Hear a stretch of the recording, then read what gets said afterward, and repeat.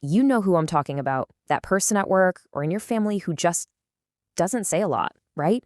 Our world tends to celebrate the loud and outgoing, but today we're going to pull back the curtain on the quiet types and find out just what amazing strengths are hiding in that silence. So, when you see someone just sitting quietly in a group, what's the first thing that pops into your head? Come on, be honest. Is it that they're shy? Or maybe they seem a little standoffish, aloof? Or worse, that they're secretly angry about something? Yeah, these are super common assumptions, but they often miss the mark by a mile. Because what's really going on behind that quiet face is a whole world of activity. We're talking deep thoughts, sharp observations, and some pretty unique strengths. So, in this explainer, we're going to dive in and uncover the truth that's hidden in all that quiet. All right, so to really understand what makes quiet people tick, we first have to clear the air. We've got to bust some major myths. So let's start with what they are absolutely not. Okay, this is the big one. It's our go-to assumption, right? Quiet equals shy. But the reality? It's usually not about being afraid to speak. It's actually about preferring a totally different role in the conversation, the listener. Look, a quiet person can absolutely love to socialize and chat, especially when they're with people they know and trust. They just don't feel that constant need to be the loudest person in the room or the center of attention. A lot of the time, they're just processing so much on the inside that they choose to listen instead of talk. It's a choice, you see, not a weakness. Here's another one we get wrong all the time. We see silence and we automatically interpret it as a bad mood. If they're quiet, they must be mad or upset about something. But nope, that's often not it at all.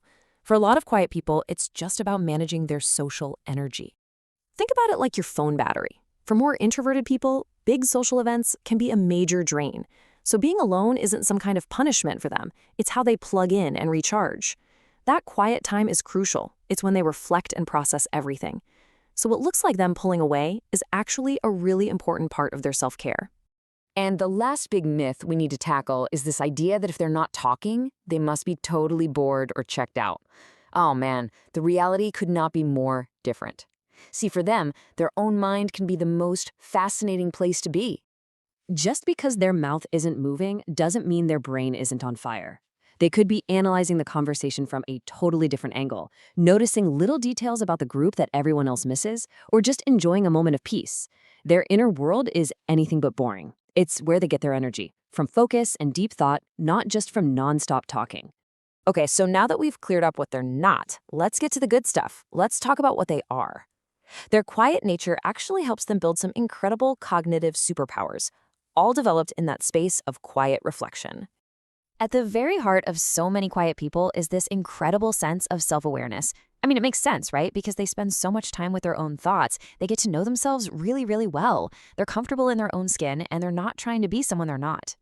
And you can actually see this play out in their lives. It means they're really clear on how they feel, so there's a lot less second guessing. It gives them the guts to make a change when something just isn't right for them. And it fuels this real, genuine desire to keep growing. This self-awareness also powers their amazing approach to solving problems.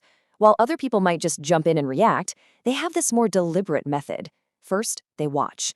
Then they listen, really listen. Then they analyze all the pieces of the puzzle, and only then do they make a decision. It's this calm, calculated approach that trades being the fastest for being the most accurate, and it often leads to way better solutions. So they're self-aware, they're great problem solvers, but what about relationships? How do they connect with people? Well, this is where we find some of their most misunderstood and honestly most powerful strengths. Quiet people tend to be all about quality over quantity when it comes to friends. They don't really do superficial. It might take a while to earn their trust, but once you're in, you have a friend who is fiercely, unbelievably loyal. They're not looking for a giant crowd of acquaintances. Nope, they're looking for that small inner circle of real, deep connections. And when you think about it, since their social energy is precious, this focus allows them to invest all of it in the people who truly matter the most. And all of that quiet watching and listening, it builds these incredible muscles for empathy and patience. By paying such close attention, they get really good at picking up on how other people are feeling. They don't rush to judge, and that gives them this amazing ability to truly understand and connect with people on a much, much deeper level. So, after busting all those myths and exploring their hidden strengths, you start to see things differently. we're left with a completely new and, frankly, much more accurate perspective on what it means to be quiet. So let's just recap the big stuff. Quiet people aren't shy or angry or bored. They are powerful observers and methodical problem solvers. They're emotionally stable and patient. They are the incredibly loyal, empathetic friends you definitely want in your corner. And above all, they are deeply self-aware people who are true to themselves. And that leads me to a final question for you. The next time you're with a quiet person, now that you know there's this whole rich world of thought and feeling happening just beneath the surface, what are you going to listen for? Because sometimes the most profound things are said without a single word.